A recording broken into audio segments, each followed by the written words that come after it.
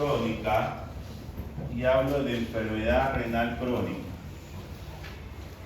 Cuando yo hablo de insuficiencia, como muy bien lo dijo ella, me refiero al riñón.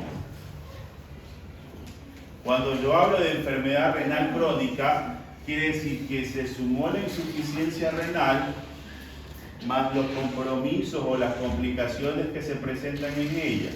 No, doctora, está ocupada la doctora. Está con la reunión, me dijeron que no podía pasar. ¿Y ahora cómo lo conectamos a esta cosa? A ver si creo que tiene una para conectar en... Y... no entiendo.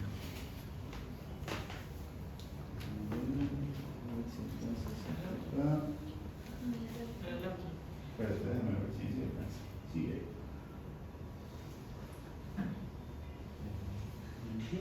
Sí llega.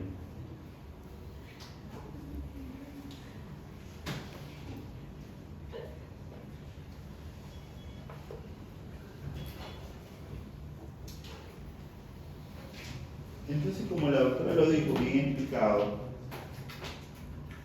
cuando yo hablo de enfermedad renal crónica, yo me refiero a que hay una afectación que está habiendo con complicaciones.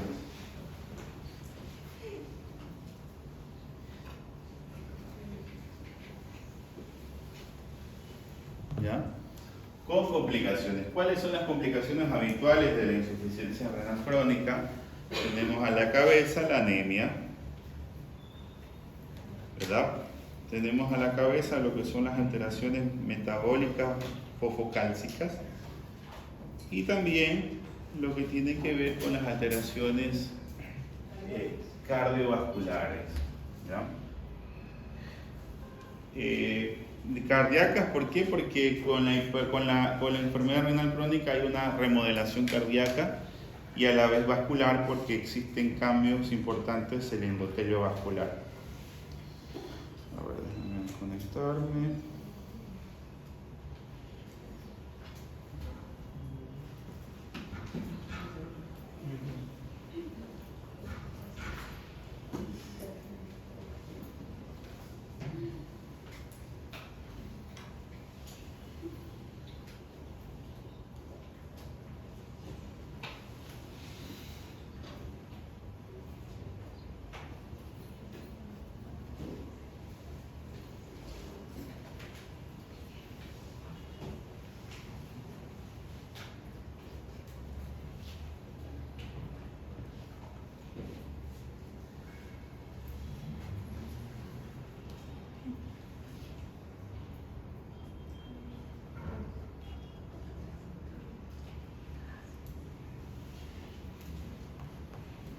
Bueno, con ustedes no terminamos falla renal aguda, ¿verdad?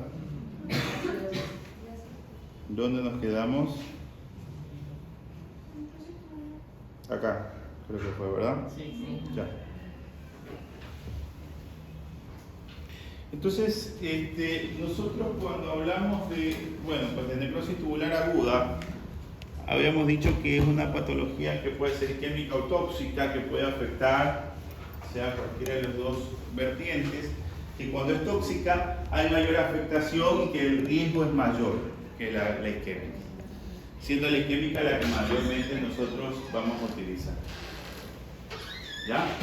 Entonces, para esto yo he podido explicarles algo, que una vez que existe la regeneración celular, se activan ciertos mecanismos o factores que son los factores de crecimiento, el factor necrótico tumolar y el factor de crecimiento de insulina light. Estos son los que van a favorecer a los factores de crecimiento y la síntesis propiamente de las lesiones tubulares. Van a favorecer la regeneración y crecimiento celular. Y que para esto yo necesito la detección, y ya habíamos hablado que la necrosis tubular está constituida por tres tipos de manifestaciones, entre las cuales la oligúrica, la anúrica y la poliúrica, ¿verdad?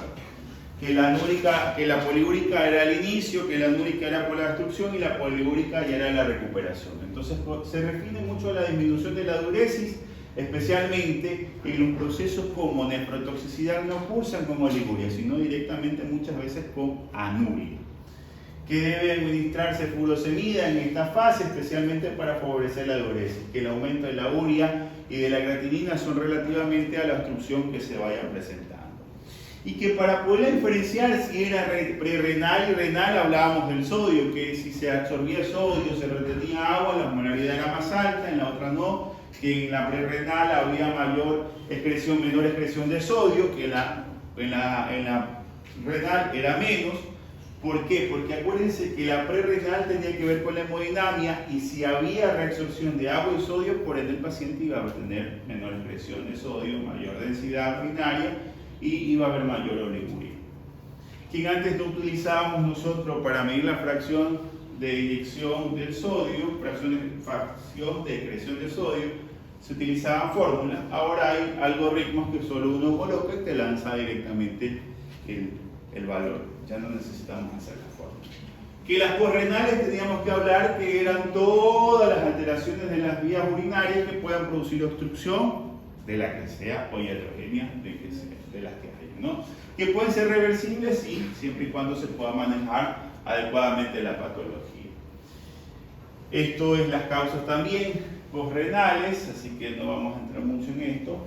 Esto, si quiero que lo interpreten bien, porque el aumento de la urea y la creatinina no solamente se da en la falla renal, se puede dar en patologías como, por ejemplo, el ingesta excesiva de proteína.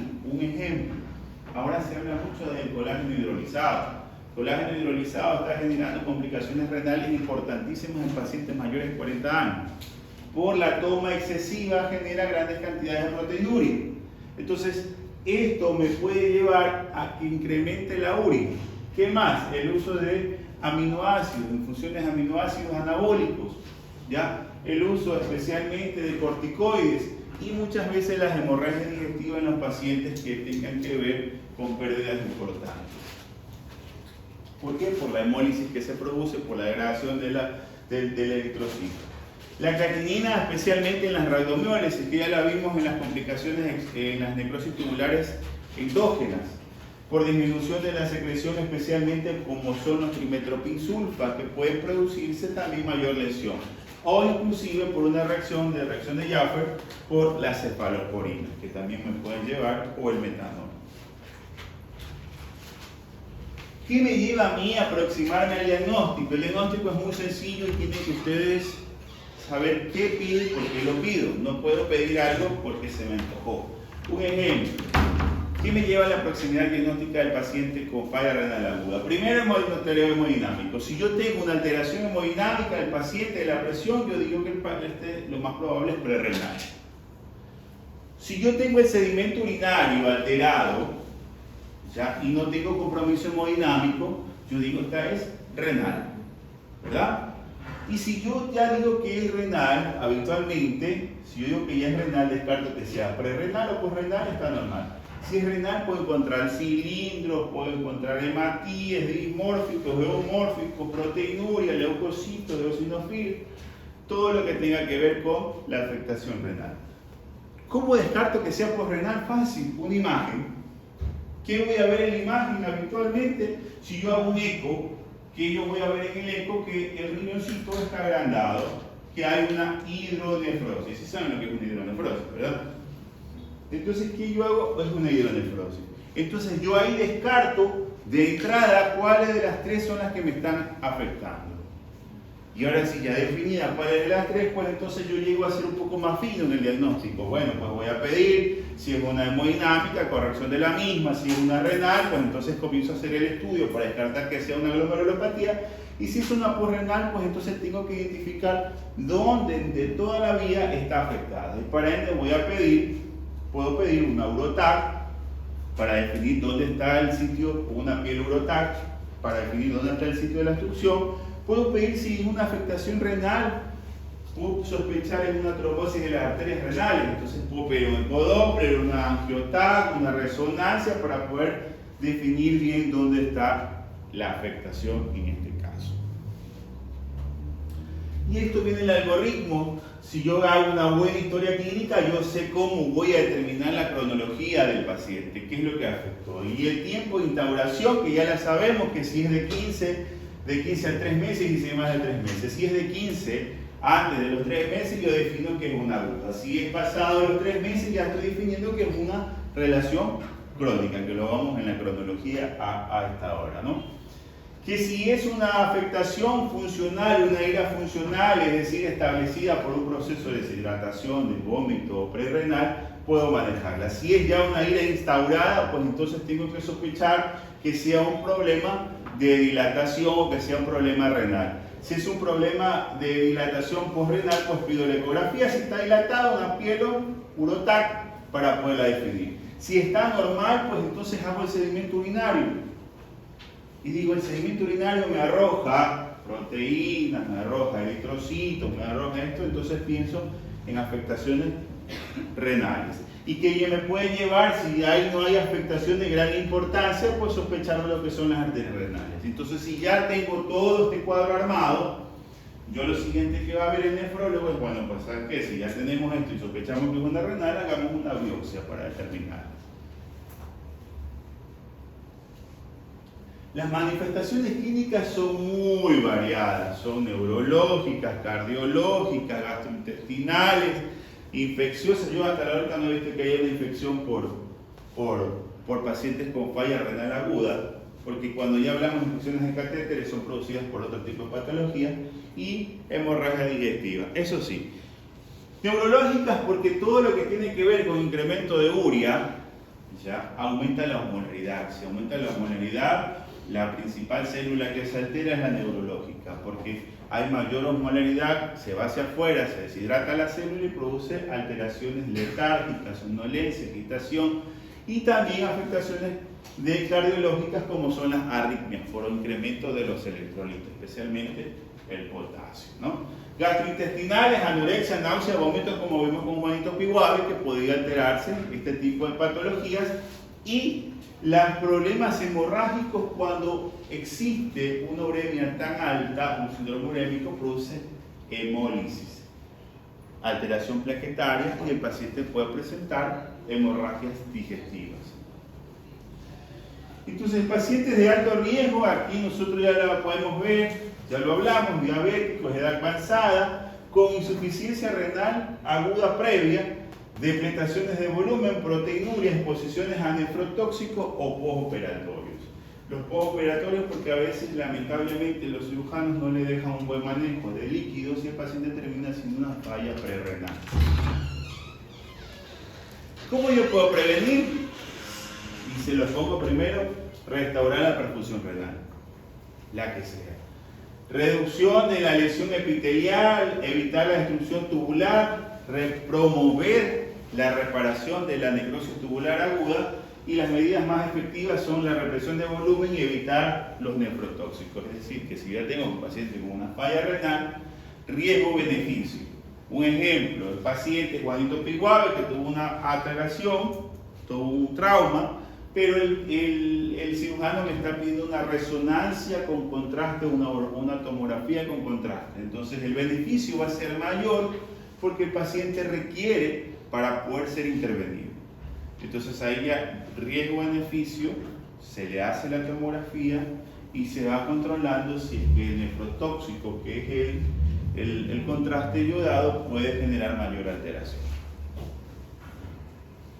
Tratamiento es médico.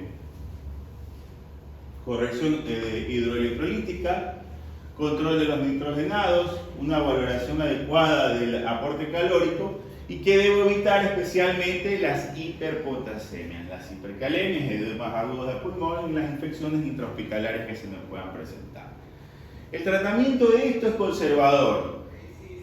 Control clínico bioquímico, el balance hidrosalino, que tengo que ver cuánto entra, cuánto sale, la disminución de la ingesta de proteínas, el aporte calórico, los antiácidos para evitar los problemas digestivos y ajustar la dosis de antibióticos en los pacientes. Esto estamos hablando en pacientes agudos, porque ha habido los casos en que el paciente está en terapia intensiva, cursa con una falla renal aguda, pero le dejan una dosis alta de antibiótico porque el paciente está séptico. Entonces desfavorece a la función renal. Todo antibiótico se tiene que ajustar a la dosis de la función renal, a lo que está presentando el paciente. Y una de las cosas más importantes es el control médico de la hipercalemia o de la hiperpotasemia. ¿Ya? Nosotros habíamos dicho anteriormente que se habla mucho de la resistencia o de la resistencia de electrolitos. Porque cuando yo tengo una hipercalemia, ¿qué tengo que pensar? ¿Qué pienso yo cuando se viene una hipercalemia? ¿Cuál es la principal manifestación de una hipercalemia? ¿Ya? ¿Cuál es la principal? Las principales manifestaciones son cardiológicas, como muy bien lo dicen ustedes. La principal manifestación es la cardiológica. Yo les pregunto aquí a ustedes, sinceramente, ¿quién sabe leer un electrocardiograma?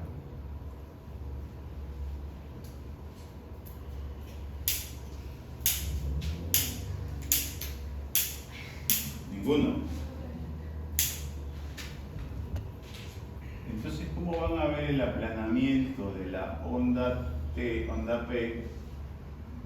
¿Cómo van a ver el ensanchamiento del complejo QRS y caída de la onda T? Entonces, si ustedes no saben eso, ¿cómo yo sé que este paciente, Juanito Tiguave, que está con un potasio de 6, tiene trastornos electrocardiográficos? ¿Dónde lo pongamos así? Para ustedes. Es su mamá.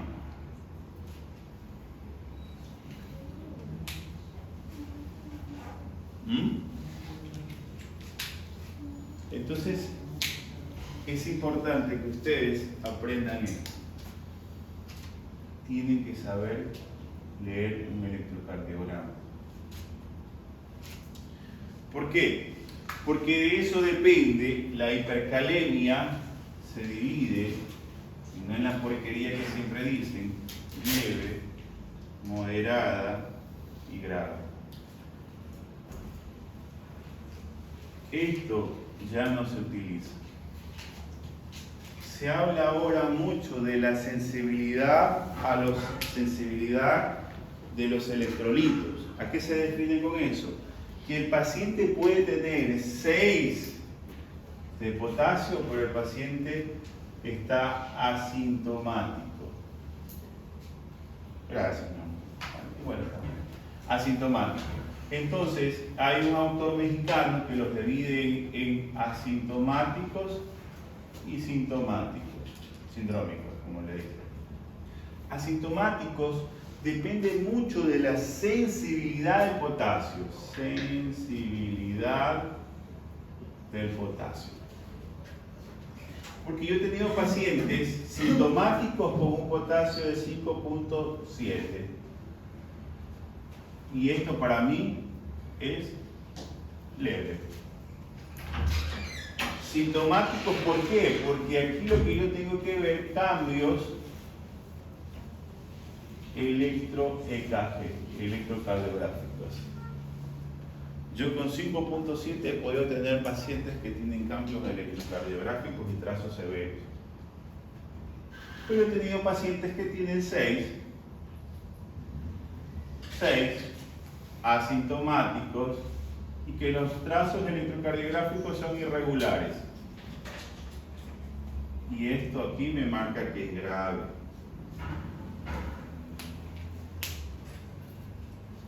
Entonces, ¿en qué infiere el tratamiento? ¿Y qué voy con esto? Que el tratamiento se basa en el EKG, en la afectación que tenga el paciente electrocardiográfico. ¿Cuál es el principal mecanismo de tratamiento que yo quiero prevenir con el tratamiento por la hipercalemia? Es cardioprotector. Esta es otra clase. ¿Cuál es el principal evento, cuál es el principal fármaco que me va a ayudar a la cardioprotección de acción inmediata? Es el gluconato de calcio. El gluconato de calcio, instaurado en forma de bolo o directo, va a favorecer a disminuir la hipercalemia. Las nebulizaciones con beta 2, salbutamol, yo nebulizo cada 6, cada 4 horas para bajar la hipercalemia. Y si yo ya estoy teniendo, ya le puse gluconato, ya le puse salbutamol, ya, pero el paciente sigue con un potasio alto, entonces hago algo que se llama solución polarizada. Ya. ¿Qué es la solución polarizante? Solución polarizada es administrar en 500 cc de dextrosa 10 unidades de insulina y perfundir en cuestiones de 2 a 3 horas. ¿Ya? Esto yo lo hago como cardioprotección de forma inmediata. Y existe algo que se llama regulación, que es lo contrario de esto, después de haber estabilizado se regula, y habitualmente yo lo veo en pacientes con enfermedad renal crónica, como son las resinas de intercambio iónico.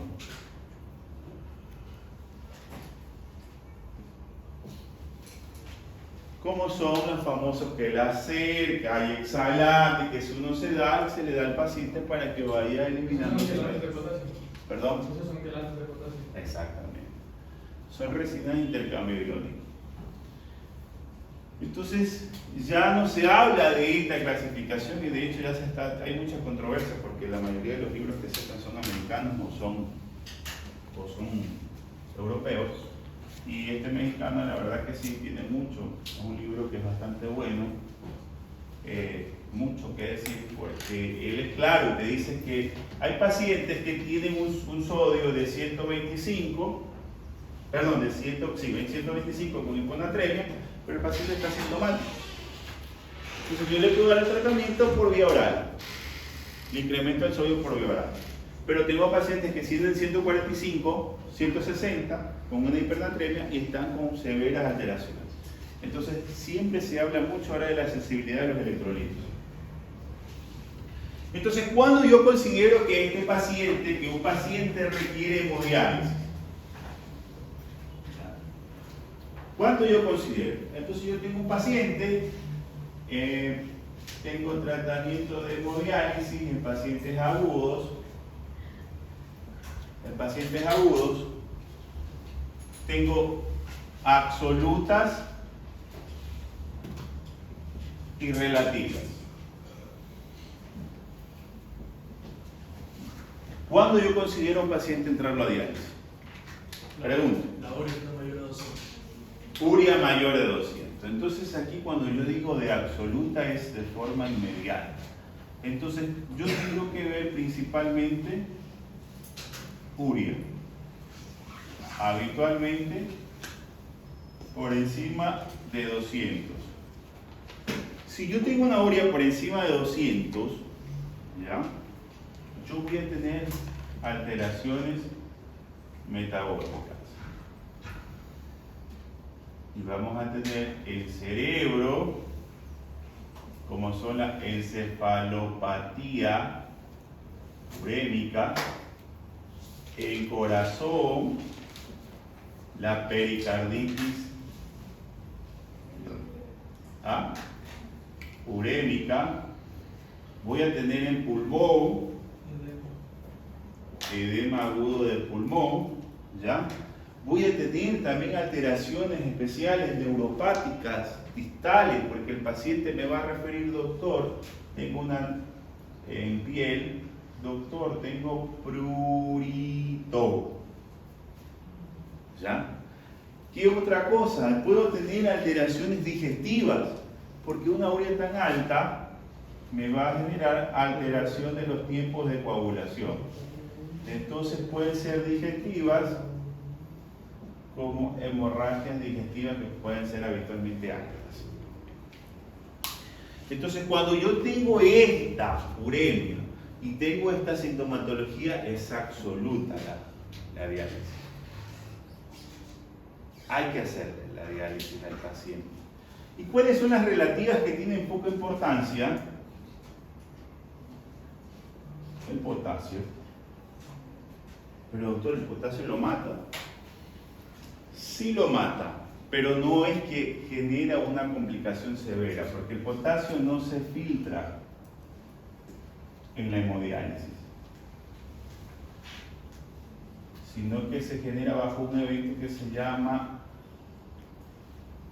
convección por arrastre. Se denomina, no por difusión, nunca se difunde. ¿Ya? Otra relación bastante relativa es la acidosis. ¿Ya? ¿Por qué? Porque un paciente en acidosis yo primero tengo que haberle corregido todo lo que es el bicarbonato para poder establecerlo, que no puedo, que es refractaria al tratamiento. Es muy relativa la acidosis metabólica. La hipercalemia, la anuria, la oliguria es muy relativa porque ¿por qué no me baso en la diuresis? ¿Por qué? Porque la diuresis puede ser que el paciente está cursando con una NTA y no sé en qué fase está. Puede estar en la fase anúrica, pero puedo recuperarlo. ¿Para qué lo voy a meter a diálisis? Tengo que evaluarlo bien al paciente, ¿no? Las hiponatremias, lo mismo. No necesitas meterlo a diálisis por un sodio bajo. Un sodio bajo o un sodio alto. Puedo manejarlo ambulatoriamente o puedo manejarlo en casa, en intrahospitalario, pero sí con los problemas de uremia que tienen que ver con esto. Y esto habitualmente está con un criterio CADIGO 3. ¿Ya? Entonces ahí yo digo, bueno, pues el paciente requiere tratamiento sustitutivo renal. ¿Entendido hasta ahí? Preguntas.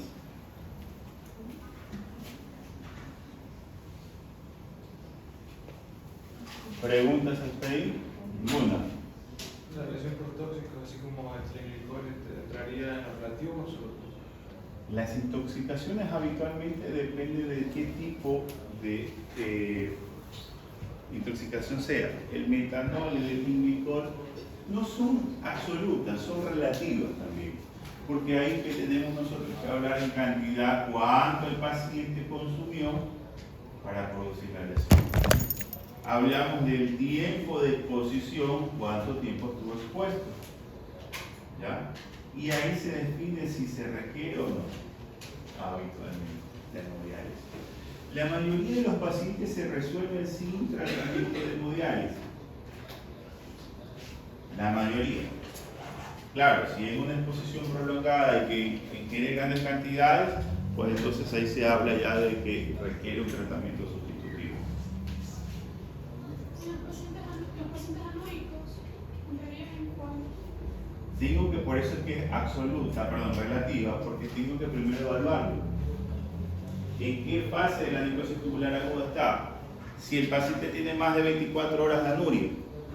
Sí, doctor, no orinas hace 3 días. Ah, bueno, ahí sí lo cambio. No, doctor, tiene solo 6 horas que no orina. Ah, no, pues entonces hay que reevaluarlo. ¿Ya? O sea, las absolutas son inflexibles, las que les dije. Relativas depende del criterio que ustedes tengan y cómo esté el paciente. ¿Preguntas? ¿Entendido esa parte? Bueno, nos vamos a quedar ahí, chicos. Vamos a ver la siguiente clase.